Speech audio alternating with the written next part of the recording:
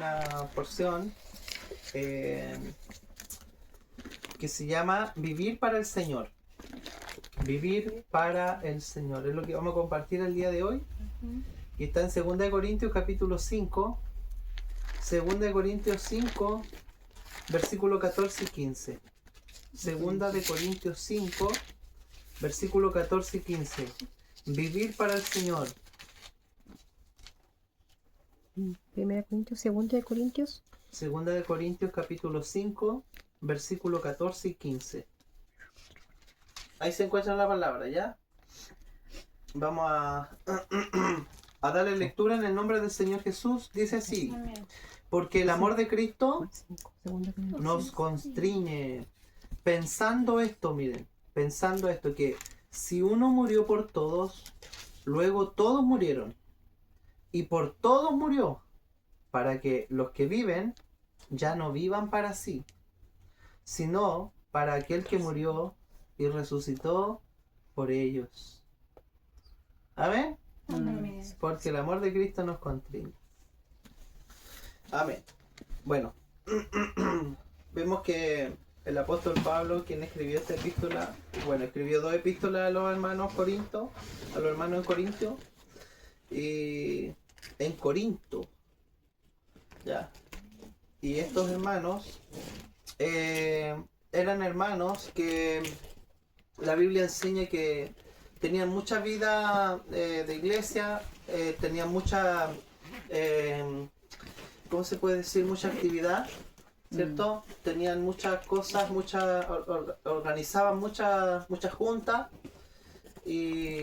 pero todo era en la vida natural, ¿ya? Todo funcionaba en base a la vida natural, utilizando el viejo hombre para poder, de alguna manera, disfrutar a Dios. Y a Dios lo podemos disfrutar de miles de maneras. Lo podemos disfrutar externamente, internamente. Lo podemos disfrutar en la casa, lo podemos disfrutar afuera en la calle, en nuestro trabajo. Entonces, el apóstol Pablo ve que hay algunos problemitas que están aquí apareciendo en la iglesia de Corinto. Y podemos ver que había mucha división en los hermanos. Habían opiniones con respecto a Cristo, con respecto a los hermanos, distintas. Habían divisiones, habían opiniones, había mucho humanismo, había mucho pensamiento libre. Cómo yo quiero ver a Dios, cómo yo lo puedo ver, ¿cierto? A mí me gusta cómo predica el hermano Apolo, decían uno. Yo me gusta cómo predica el hermano el hermano Pedro, el hermano Pablo. Entonces había mucho dinamismo en cuanto a lo externo. Y una de las cosas que Pablo viene hablando aquí ya en 2 de Corintios con ellos, porque le escribe 2 cartas, es que Pablo quiere ir más profundo con ellos, porque no se trata solamente, hermanos, miren, de hacer cosas para Dios y disfrutarlas externamente. No se trata solamente de cantarle a Dios, de tocar, de organizar una actividad, ¿cierto? De hacer una ayuda social.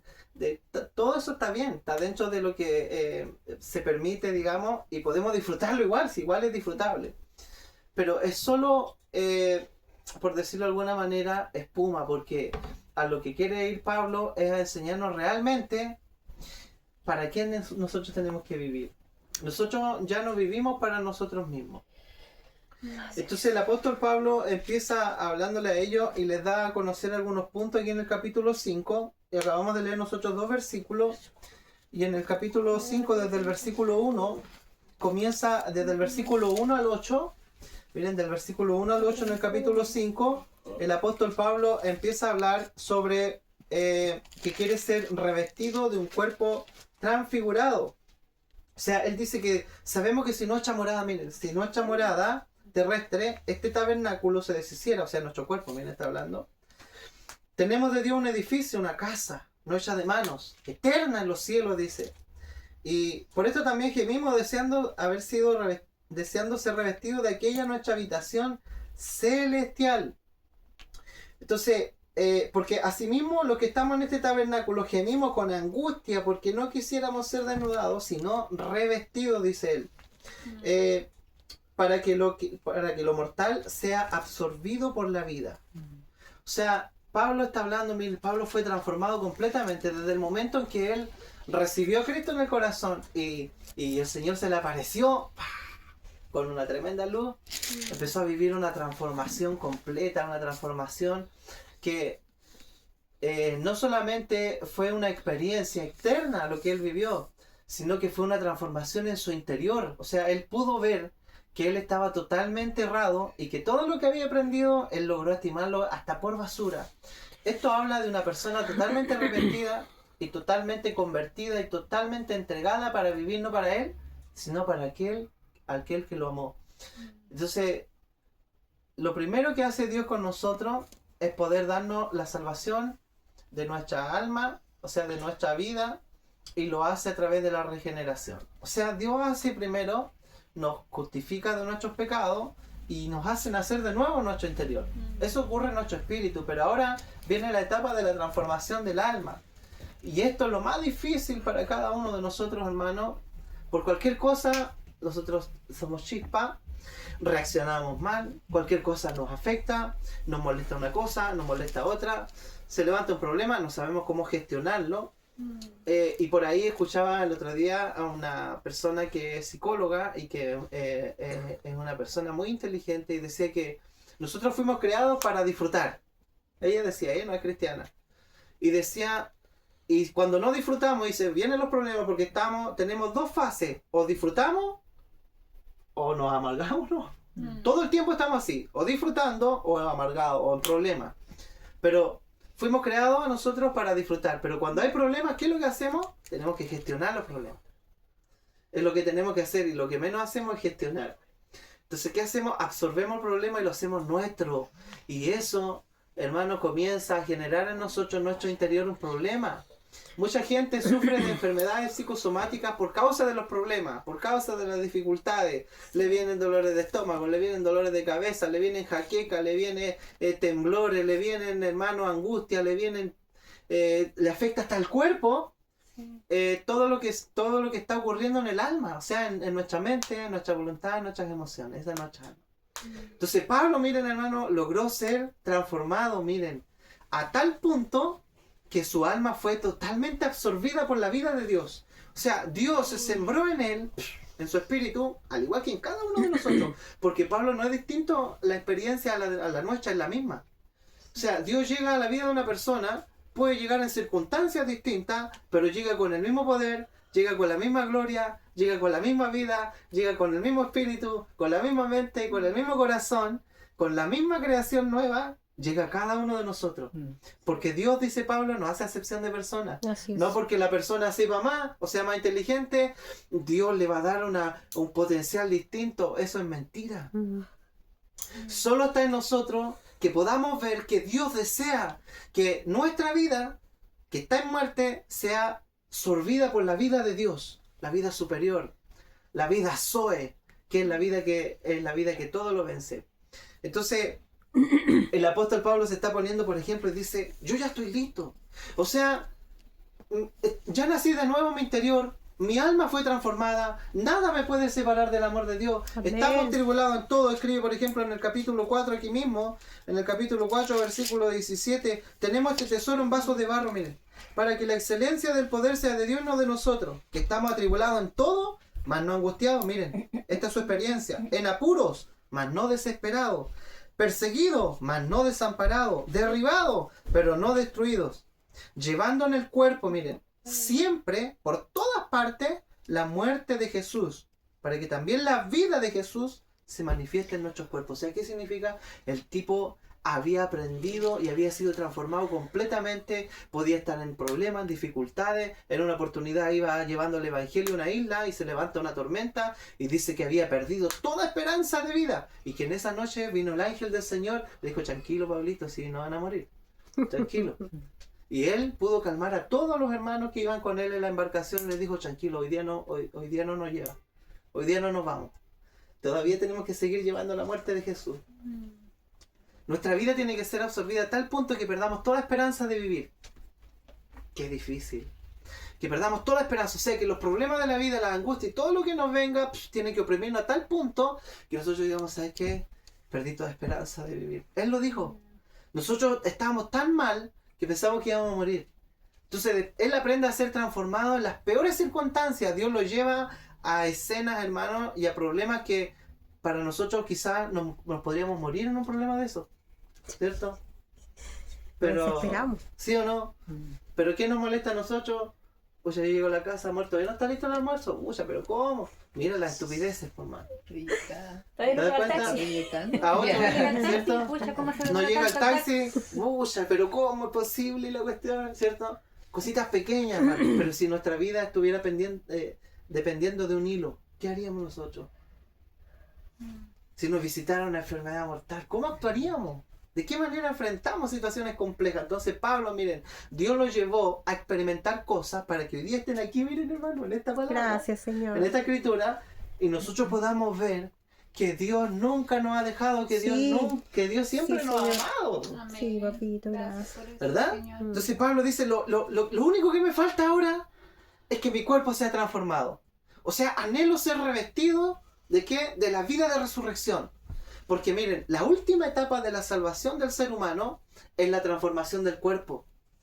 Toda la vieja creación fue anulada en la cruz, pero todavía queda una parte de la vieja creación que Dios la utiliza y la dejó en nosotros, miren, para moldear la imagen de su Hijo. Todos los problemas que vienen son por causa de que aún en nosotros habita el mal, dice Pablo.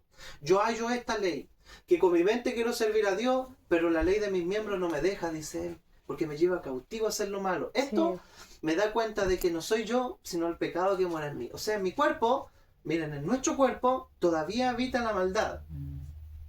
Entonces, Pablo dice, mi espíritu está nacido de nuevo, ferviente. Mi alma, ¿para qué? Está transformada, está full, porque ya ha sido tratado en todo. Sé vivir en lo bueno, en lo malo, en angustia, sé tener, sé no tener, sé lo que vivir en abundancia, en escasez. O sea, hablamos de un tipo totalmente transformado, por mano. No estamos hablando de cualquier persona que le afecta a cualquier cosa, ¿no? Él no le afectaba a cualquier cosa. Entonces, él estaba anhelando, ¿qué cosa? Un nuevo cuerpo. Él dice aquí, miren, en el capítulo 4, aquí mismo, versículo 16. Por tanto, no desmayamos, miren, antes, aunque nuestro hombre exterior, o sea, el hombre, miren, la carne, se va desgastando.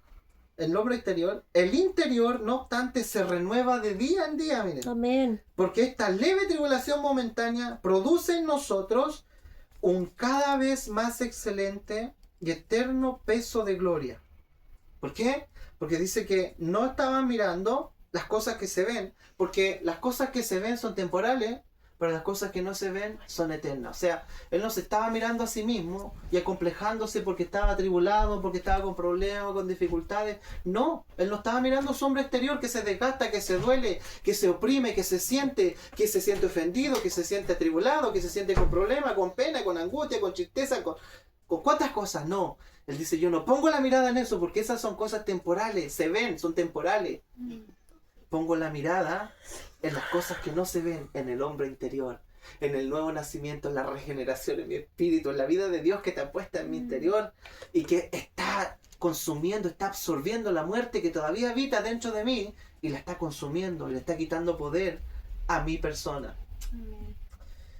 ¿Se da cuenta? Entonces él dice, bueno, si este tabernáculo externo se deshace, no importa, dice él. ¿Por qué?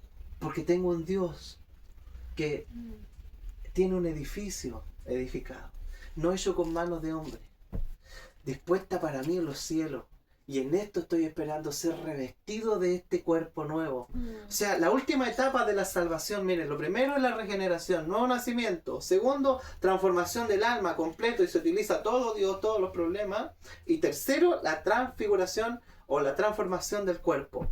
Esa es la última etapa de nuestra salvación, en donde ya después no vamos a sentir, escucha, si nos hacen una broma no nos vamos a sentir mal, si mi esposa me manda a hacer algo que no quiero, ¿cierto? Ya no voy a haber ni un problema, porque toda esa dolencia, todo lo que se duele está en el hombre exterior.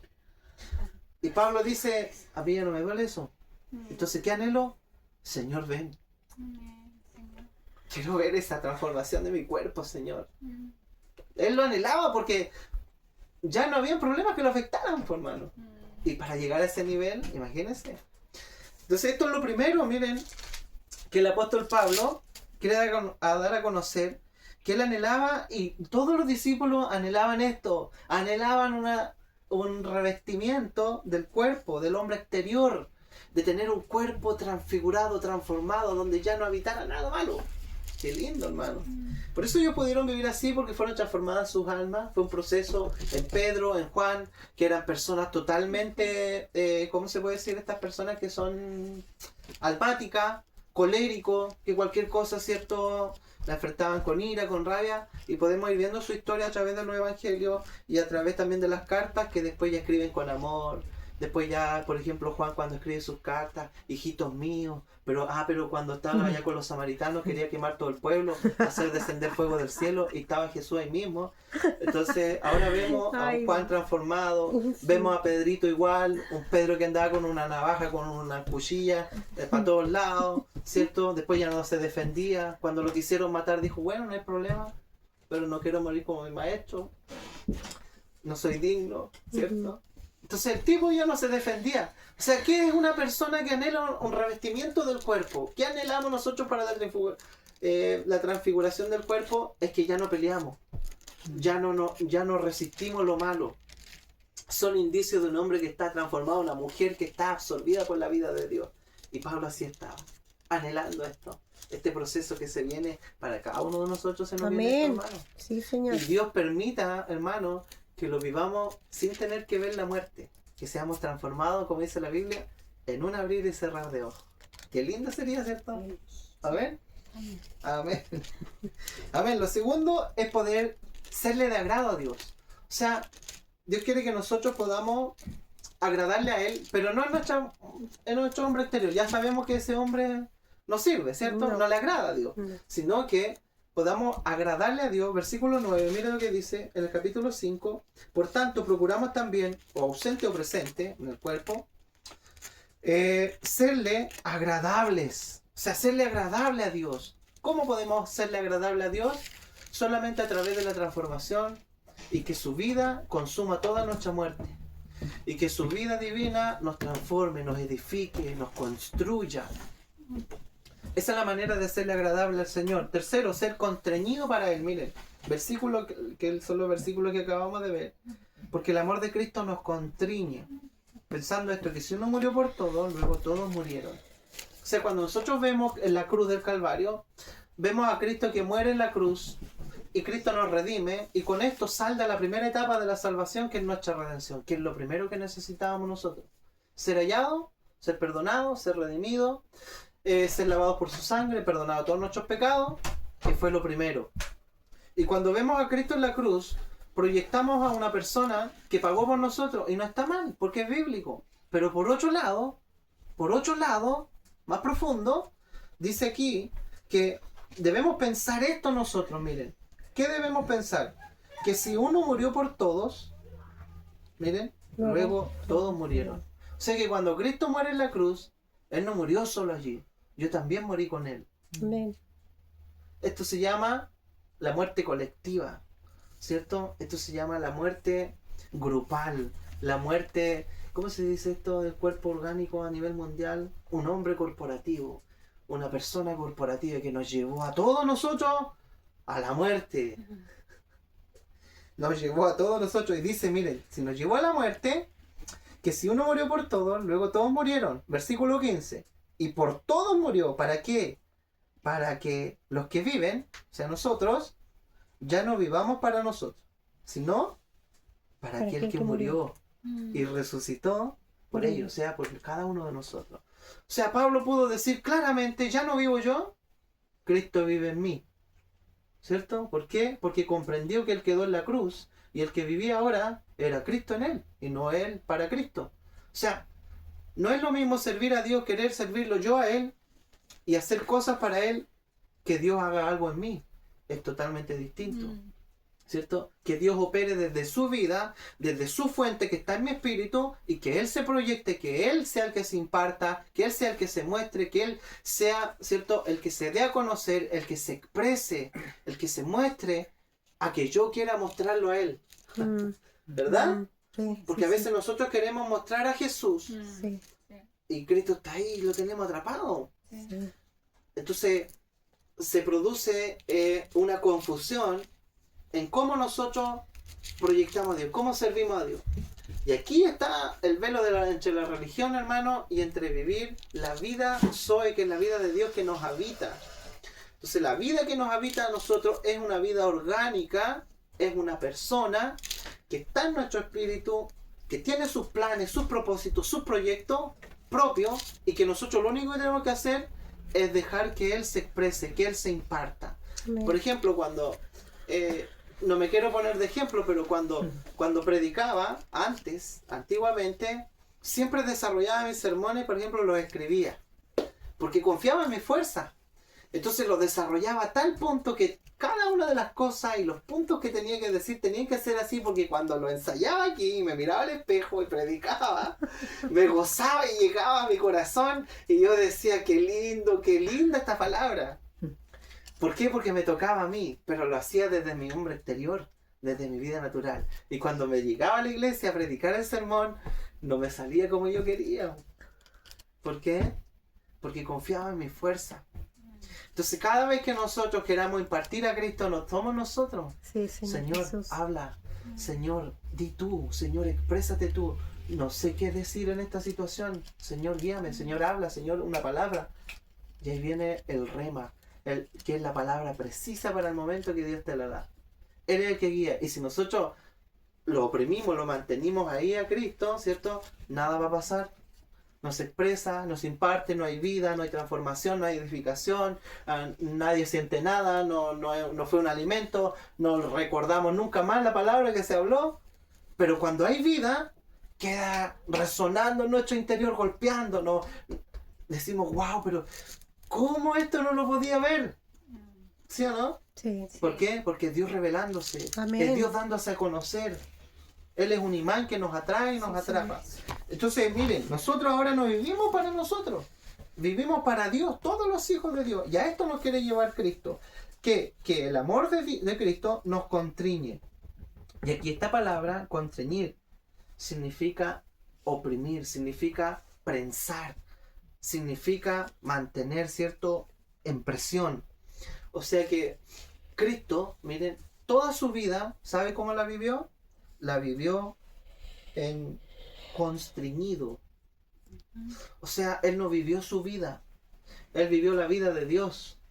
Entonces, cuando vemos la vida de Jesús en los evangelios, vemos una vida que no era como nosotros, que Él nunca tuvo una familia, nunca aspiró a tener un título académico, nunca estudió en una universidad, nunca se construyó una casa para Él, por ejemplo, que no está mal porque nosotros hoy día tenemos familia, tenemos que tener casa, pero ¿a qué voy? Que Él vivió la vida que Dios quería que viviera. Entonces Él se entregó a esta vida y fue constreñido en todas estas cosas que ofrece el sistema de este mundo. O sea, hoy día, ¿qué es lo que hace el amor de Cristo? Que el amor de Cristo, que es expresado en una cruz, muriendo el justo por los injustos, ¿qué hace con nosotros? Opera oprimiéndonos a nosotros, estrellándonos el camino, ¿cierto? No dejándonos alternativas.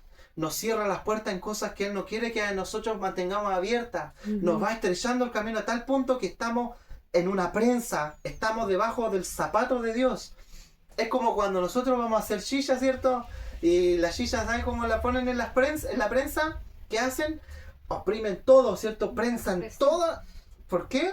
Porque tiene que salir lo más valioso de aquellas manzanas. Salen los restos, le ponen filtro. ¿Y qué sale al final? El puro juguito.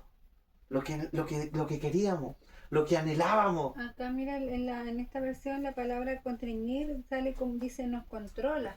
Nos controla, claro. Esa palabra O sea, en esta versión. Claro, no es que en seamos ese- robots. Eso, no en ese No es sentido. que Dios no, porque todos tenemos libre albedrío, opiniones, po, Nos controla para no desviarnos a lo po. que nosotros queremos. Claro, por Como un eso. pastor, ¿Ah? es como un pastor con su oveja, o Exactamente. lo va ahí, Los va guiando, lo va guiando. si se apartan les va golpeando, le va tirando piedras para que escuchen el sonido y se vuelvan al rebaño. Entonces Dios, ¿qué hace con nosotros? Nos contriñe de este amor. Miren, nosotros, los profetas querían apartarse algunos. El profeta Jeremías dijo, nunca más voy a hablar de ti, Señor. Maldigo el día en que nací. Maldito el día en que el doctor le dijo a mi madre, es un varón el que va a nacer de tu vientre. Maldigo ese día, lo maldigo el día de mi nacimiento. ¿Y sabes qué? No voy a hablar más en tu nombre, dijo el profeta Jeremías. Porque cada vez que hablo de ti, todos se burlan de mí. Pero ¿sabe qué? El Señor, desde antes de que naciera, le dice, bueno, tú antes que naciera yo ya te había dado por profeta a las naciones, no hay nada que hacer contigo. Sí, estás atrapado. No hay vuelta O atrás. sea, quedaste atrapado. Y él dice después en el capítulo 20 de Jeremías, dice, me sedujiste, Jehová, a tal punto que fui seducido. Fuiste más fuerte tú que yo y me venciste, dice. ¿Qué significa esto? Que Dios lo oprimía. Él se quiso apartar, pero el amor de Dios no lo dejó. O sea, Cristo lo persiguió. O sea, Dios nunca nos va a dejar, hermano. Podemos dejar de congregarnos, podemos dejar de orar, podemos dejar de a lo mejor incluso podemos endurecer nuestro corazón con Dios, con los hermanos, con la vida de iglesia, con leer, con edificarnos en Cristo. Pero Dios, hermano, va a buscar la forma de que esta prensa, hermano, llegue a tal punto que nuestro único camino, nuestra única meta sea Él. Amén. Sí, amén. Por eso la gente que se aparta vuelve. ¿Sabe por qué? No porque ellos quisieron. Fue porque el amor de Dios los constriñó a tal punto, los prensó. Vinieron problemas, vinieron dificultades. Pasaron las de Kiko y Calvo, como se dice. ¿Pero por qué? Porque Dios nos ama, por hermano.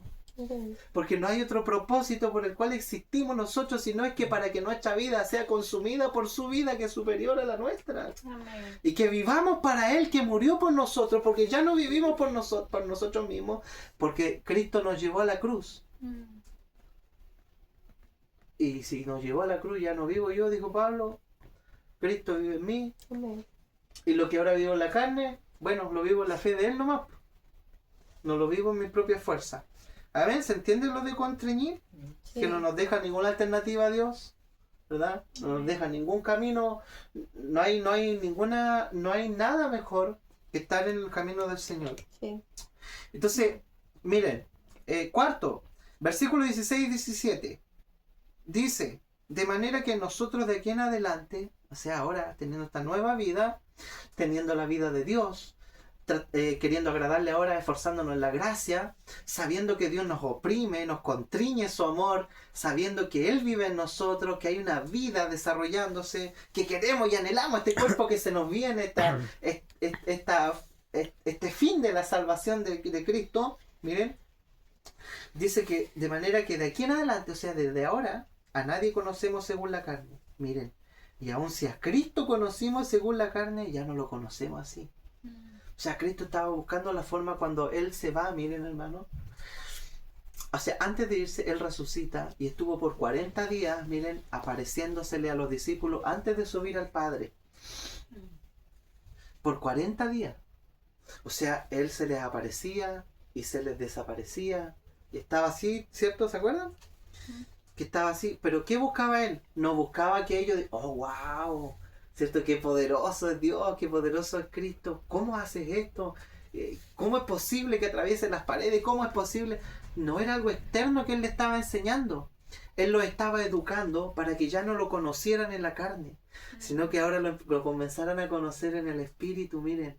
Porque el Espíritu, dice la Biblia, que es el Señor. Y donde está el Espíritu del Señor, allí hay libertad. La libertad no está en algo externo, no está en el hombre exterior. La libertad no está en los milagros, la libertad no está en las manifestaciones, no está en las doctrinas. La libertad está en el Espíritu. Amén. Está en nuestro interior. O sea, tenemos todo en nuestro interior nosotros que se está desarrollando. ¿Y cómo debemos conocer a Cristo hoy día? Ya no lo conocemos en la carne. Ya no lo conocemos como Él anduvo. Ahora lo conocemos totalmente transformado. Y Pablo lo conocía así. ¿Sabe que Pablo nunca conoció al Señor en la carne? Pablo lo conoció en el Espíritu, porque Cristo ya había muerto y había resucitado. Y después Pablo lo conoció. No cuando él estaba en los evangelios, lo conoció después. Y él dice, yo lo conocí así como un abortivo, ya como lo último.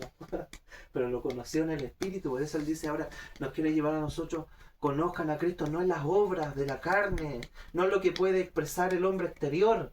Porque a Cristo, ni a Cristo lo conocemos así ya. Ya fue, los milagros, todo lo que hizo sí fue. Ahora conózcanlo en el Espíritu, conózcanlo en la nueva vida, en la vida de resurrección, en la vida en la vida de Dios, en la vida que todo lo vence, que está puesta en ti, con todas las victorias. Es distinto, ¿cierto?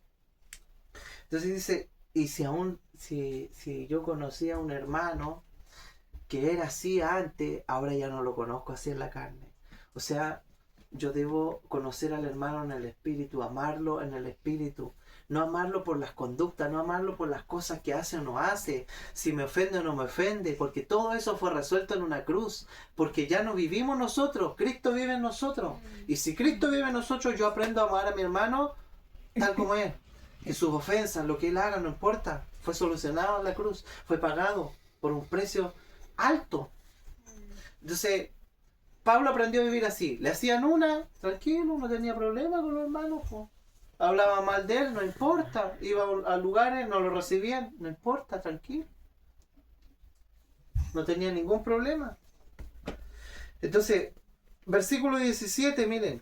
Dice, de modo que si alguno está en Cristo, ¿qué es lo que es? Nueva criatura. Nueva criatura es. Las cosas viejas pasaron y aquí todas son hechas nuevas. ¿Qué es una nueva criatura? ¿Qué es una nueva creación? Porque ya está adelantando mi huevuelo, guayo. Un nuevo progreso. Opina nomás, Oscar. ¿Qué dices tú? ¿Qué es una nueva creación para ti? ¿Qué piensas? Cuando la Biblia dice, si alguno está en Cristo, nueva criatura es. ¿Qué viene a tu mente? ¿Qué se revela en tu espíritu, en tu interior con esto? Una nueva persona, nuevo ser humano, nuevo ser, Exactamente. nuevo pensamiento, una nueva vida. Una nueva vida, ¿cierto? Entonces, una nueva creación es una persona regenerada con la vida de Dios. O sea, es una persona que nació en su espíritu, pero que no nació por obras, no nació para ser mejor. No es una persona mejorada, no es una persona que dijo en su mente, tengo que cambiar. No, es una persona que Dios la hizo nacer en su espíritu con una nueva vida. Y esa vida que está en nuestro interior tiene un propósito. ¿Cuál es el propósito de esa vida?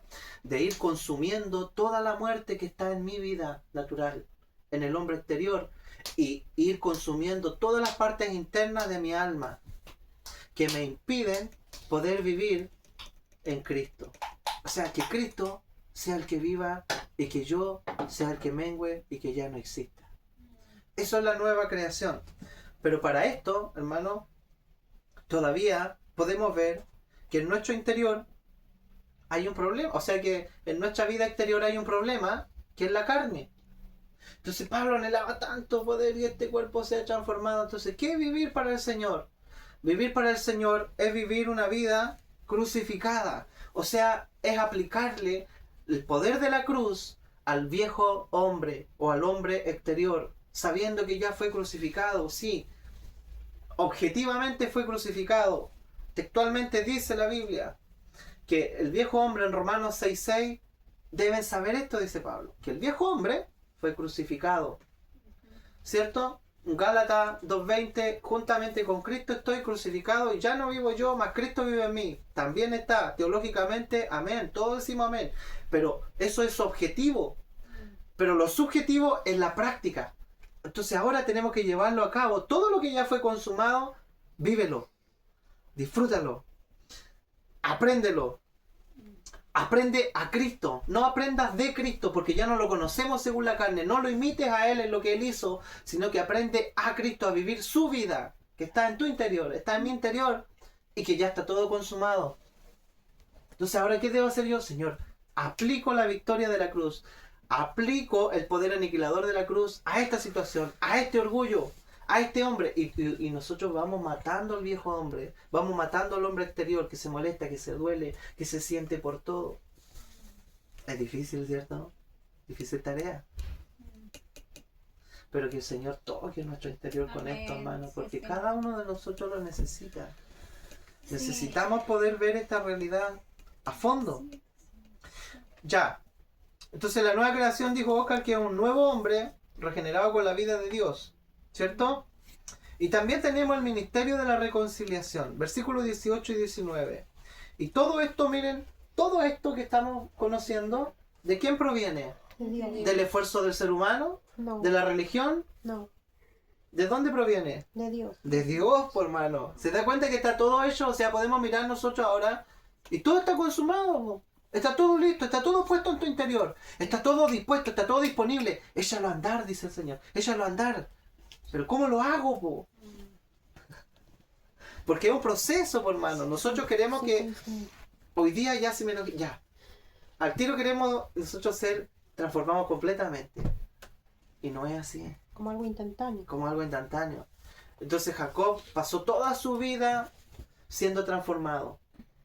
Vino Abraham, Isaac y Jacob, que son los padres, ¿cierto?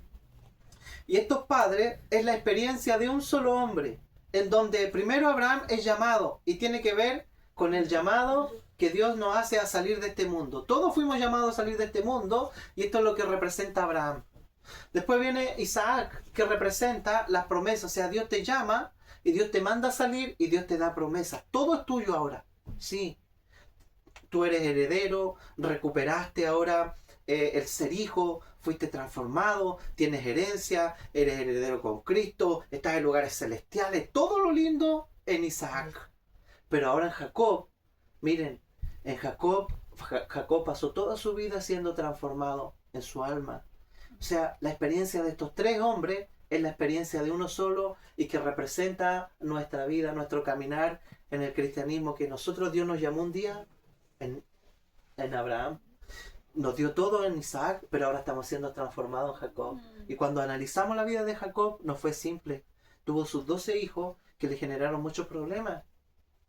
Vemos hijos que tenían problemas en lo sexual. Vemos hijos que tenían problemas, que eran sanguinarios, que eran personas que eran vengativos, que tenían un corazón malo. Entonces, vemos muchos problemas, que él engañaba, que lo engañaron a él, que tuvo una esposa, que tuvo otra, que su hermano lo quería matar, que después su suegro lo persiguió también por lo mismo. Y vemos un hombre tan, hermano, tan acabado por los problemas, estaba tan amedrentado que cuando estuvo por 14 años donde su suegro, decidió volver a arrancar de él, y cuando venía arrancando, venía su hermano Esaú a buscarlo. ¿Por qué? Porque él lo había engañado y le había quitado la primogenitura. O sea, su vida era un caos de este hombre, por hermano. Si usted tiene problemas o yo tengo problemas, imagínese lo de este hombre. Y podemos leerlo en el Antiguo Pacto, en el libro de Génesis. Podemos ver que desde el capítulo 20, por lo menos en adelante, todo se desarrolla casi en la vida de Jacob. Hasta el capítulo 45 más o menos de Génesis. O sea, todo esto que termina ahí, casi todo habla de esta vida de este hombre. ¿Hasta qué punto? Hasta que cuando él iba arrancando de su suegro y venía por allá su hermano con 400 hombres para venir a matarlo según él, se le apareció un ángel. Y este ángel empezó a luchar con él. Y el ángel luchaba con él y dice la Biblia que él empezó a pelear, igual empezó a pelear y utilizó su fuerza peleando. Le dice, no te voy a dejar hasta que me bendiga. Y lo único que hace el ángel, lo descoyuntó el muslo, la parte más fuerte del hombre, con la parte que se afirma. Y lo descoyuntó. ¿Qué significó esto? Que él se encontró con Dios mismo en medio de sus problemas, de sus fracasos. ¿Y sabe lo que hizo Dios? Ese día le cambió el nombre. Y le dijo, ya no te va a llamar más Jacob, sino Israel. ¿Y qué le hizo? Le cambió la forma de caminar. O sea que Dios cuando llega a nosotros nos debilita. Cuando llega a nosotros nos marca el paso, nos calma. Nos dice, vas muy rápido. Vas adquiriendo cosas, vas teniendo problemas. Tranquilo. ¿No sabes cómo solucionarlo? Ya, calmado. Lo que vamos a hacer, te voy a cambiar el nombre. Vas a ser mi príncipe ahora. Vas a hacer todo para mí. Pero te voy a cambiar tu estilo de caminar. Ahora vas a ir despacito por las piedras, gallito. ¿Cierto? Y te voy a ir enseñando cada etapa. Y Jacob, antes de morir, él reconoce, bendice a sus hijos y él reconoce que Dios siempre fue su pastor. Que él nunca lo dejó. Que siempre estuvo con él. Pero toda su vida la vivió siendo transformado. Y así va a ser nuestra vida, hermano, que vamos a ser transformados toda nuestra vida. Y entonces en el versículo 19 dice, 18 y 19, mire lo que dice. todo esto proviene de Dios, todo esto, toda esta transformación, que Él nos reconcilió consigo mismo por Cristo y nos dio el ministerio La reconciliación. de la reconciliación. Miren, que Dios estaba en Cristo reconciliando consigo al mundo. Miren, no tomándoles en cuenta a los hombres sus pecados, y nos encargó a nosotros la palabra de la reconciliación. Así que somos embajadores en nombre de Cristo, como si Dios rogase por medio de nosotros, os rogamos en nombre de Cristo reconciliados con Dios. O sea, lo que hace el Señor nos da un ministerio, que es el ministerio de la reconciliación, después de ver todo esto, que no solamente tiene que ver, miren, con que Cristo murió en la cruz, ¿cierto?, para perdonarnos y todo, no, nos reconcilió también. Y no estaba solo Él, sino que Dios mismo era el que estaba en Cristo, reconciliando consigo al mundo, no tomándole en cuenta los pecados, y nos encargó a nosotros esta palabra de la reconciliación. Pero hay dos reconciliaciones, ¿sabía usted? Que una reconciliación tiene que ver con que fuimos reconciliados con Dios. Primero, que Dios nos reconcilió por el tema de nuestros pecados, y que Cristo murió en la cruz por nuestros pecados y fuimos reconciliados con Dios. Pero ahora, miren, en el versículo 20 dice que ahora os rogamos en nombre de Cristo, reconciliados con Dios. O sea, Pablo primero dice que la reconciliación es para los pecadores. ¿Un día Dios nos reconcilió con Él? Sí, por medio de la muerte. Pero ahora, Pablo, ¿saben a quién le está diciendo esto? A los corintios. Le dice, ahora reconcíliense ustedes con Dios. Pero si ya estamos reconciliados, ¿cómo esto? O sea, ¿sabe cuál es la segunda reconciliación? Es que ellos no estaban viviendo para Él. Nosotros fuimos creados para vivir para Dios, y ellos no estaban viviendo para Dios. Cada uno vivía como quería, cada uno creía como quería, cada uno cometía el pecado que quería, total no importa. Pero las manifestaciones eran hermanos de pan de cada día, pero vivían una vida externa, una vida cristiana externa, con un hombre exterior, con un hombre caído. Y lo que quería Pablo es enseñarle es que ese hombre tenía que ser consumido por la vida de Dios para que vivan para Él. Entonces le decía, usted tiene que ser reconciliado. ¿Cómo lo podemos ver esto? ¿Cuánto llevamos, hermana, ya? 42. 42, ya, con esta tenemos.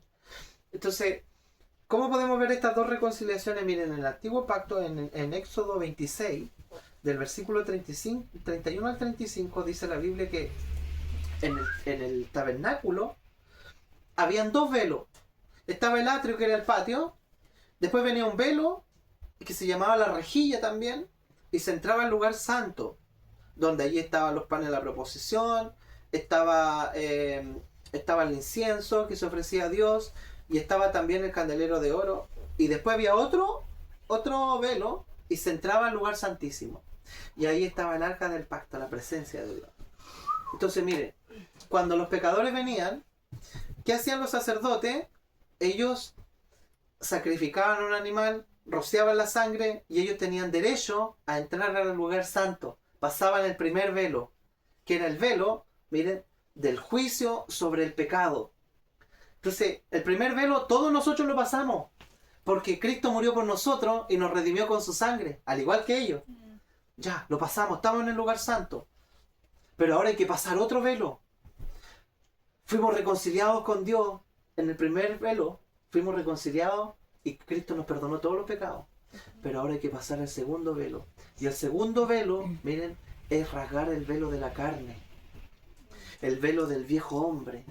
El velo del hombre que no quiere crucificarse. El velo del hombre que quiere seguir viviendo. Del hombre exterior, del hombre que salta por todo, que se expresa a sí mismo, que quiere servir a Dios como quiere, no le interesa nada.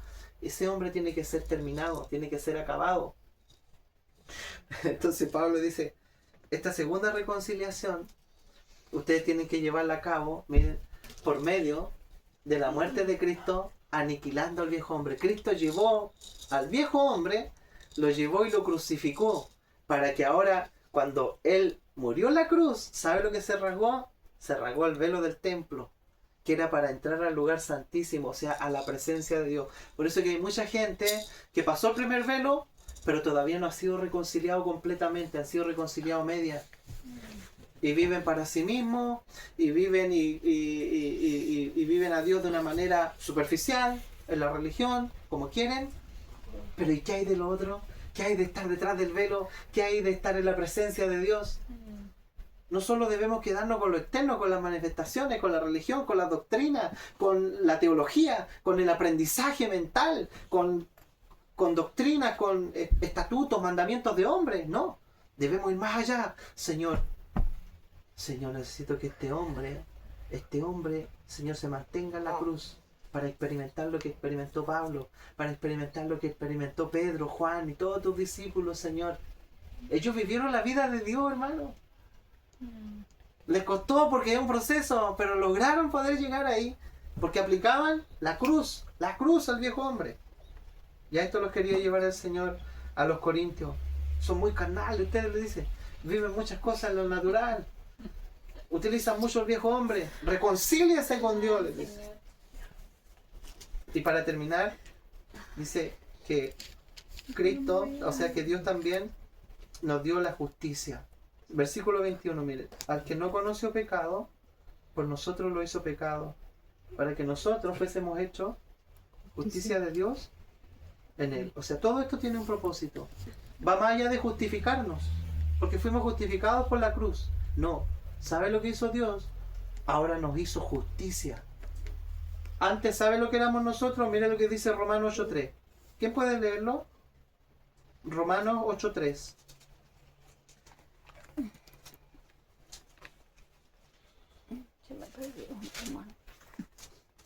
Romanos 8.3 dice. Romanos 8.3 dice: la ley de Moisés no podía salvarnos, porque nuestra naturaleza pecaminosa es débil. Así que Dios hizo lo que la ley no podía hacer. Él envió a su propio Hijo en un cuerpo como el que nosotros, los pecadores, tenemos. Y en ese cuerpo, mediante la entrega de su Hijo como sacrificio por nuestros pecados, Dios declaró el fin del dominio que el pecado tenía sobre nosotros. Ya. Entonces, ¿qué hizo el Señor? Miren, al que no conoció pecado, a Cristo, por nosotros lo hizo pecado, para que nosotros fuésemos hechos justicia de Dios en él. O sea, ¿qué significa esto? Que el problema no fue la ofensa a Dios, el problema no fue la desobediencia, el problema no fue mentir, no fue robar, el problema no fue dar un falso testimonio. El problema era que nosotros nos convertimos en una esencia, en una sustancia que se llamó pecado. O sea, el problema éramos nosotros. Nosotros éramos el problema. ¿Cierto, amor? Sí, amén. Amén. Yo le digo, nosotros éramos el problema, sí, amor, si tú eres el problema. Me dice, tú siempre eres el problema tú. Entonces, nosotros éramos el problema. ¿Qué hace Dios entonces? Lleva el problema, ¿cierto? A través de su Hijo, castigó a su Hijo, porque Él se tuvo que vestir al igual que nosotros, para poder llevar este problemita a la cruz. Y en la cruz, condenar este problema, que era el pecado, la naturaleza, el viejo hombre, el yo, la carne, lo que nos divide de Dios, lo que nos deja estar detrás del velo. Miren, en donde está la presencia de Dios, el arca del pacto, en donde está las tablas de la ley, la vara de Aarón y el maná, ¿se acuerdan? Entonces está la ley de Dios, que es su palabra, está la vara de Aarón, que es la vida de resurrección, y está el maná, que es el alimento sobrenatural que Dios nos provee. Entonces, todo eso no lo podemos disfrutar si no pasamos este velo que es del viejo hombre. Si no conocemos que hay un poder en la cruz que tiene la capacidad y el poder de aniquilar nuestra vieja naturaleza, jamás vamos a poder ver más. Siempre vamos a estar detrás de ese velo. Siempre vamos a estar en el lugar santo. Vamos a estar experimentando cosas que son externas. Nunca vamos a poder ver más allá. Acá, mira, dice, amor, dice, para que nosotros pudiéramos, en el último versículo que leíste de 2 Corintios 5, 21, dice, para que nosotros pudiéramos estar en una relación correcta con Dios por medio de Cristo. Exactamente. Eso es. Eso es. Entonces, todo esto proviene de Dios. Todo lo que pasó, hermano, miren. Esto es vivir para el Señor. Vivir para Dios no es hacer cosas, po. Vivir para Dios no es organizar actividades. Vivir para Dios no es decir, yo le sirvo a Dios porque voy todos los domingos a la iglesia y porque me toca coordinar. Tienes que servirle a Dios. Eso no es servicio. Amén. ¿Qué es servir a Dios? Es vivir mediante la vida que Él nos regaló y que esa vida se imparte y consuma toda mi muerte y que llegue a ser su propia expresión Él mismo en mí. Y que ya no sea yo, sino que sea Él expresándose. No sea yo tratando de hacer algo, tratando de que yo pueda, ¿cierto?, expresarlo a Dios en mi fuerza natural. No, Señor, exprésate tú, tu problema. Yo soy un vaso, soy una vasija, pero quiero colaborar. ¿Cómo colaboras? Bueno, apodérate del poder aniquilador que está en la cruz y aplícaselo a tu viejo hombre. Aplícaselo a tu rabia, aplícaselo a tu ira, aplícaselo a tu desconfianza, a tus mentiras, a la naturaleza que te hace caer, que te hace pecar, que te duele, a lo que te ofende, porque la naturaleza de Dios es inofendible, el nuevo hombre en nuestro corazón es inofendible. Por eso que Cristo, miren, nunca se defendió, lo humillaron, hablaban blasfemia de él, le pegaban y no respondía. ¿Por qué? Porque la vida de Dios es inofendible. Dios no se ofende, lo mataron, él no maldecía. Dice la Biblia, cuando a él lo amenazaban, él no amenazaba, tranquilo. ¿Qué pasa? La vida de Dios superior, supera todo problema, toda ofensa, hermano, porque todo está solucionado en una cruz. Por favor, lleven esto a la vida. Les decía el apóstol Pablo a los Corintios, no vivan esta vida así, porque jamás van a poder disfrutar a Dios. No lo van a poder disfrutar. Su vida se va a frustrar, se va a ver truncada siempre. Siempre van a chocar con una piedra, siempre. Siendo que ya tenemos todo en nuestro interior. Amén. Sí, Que toda la victoria sea para el Señor siempre. Amén.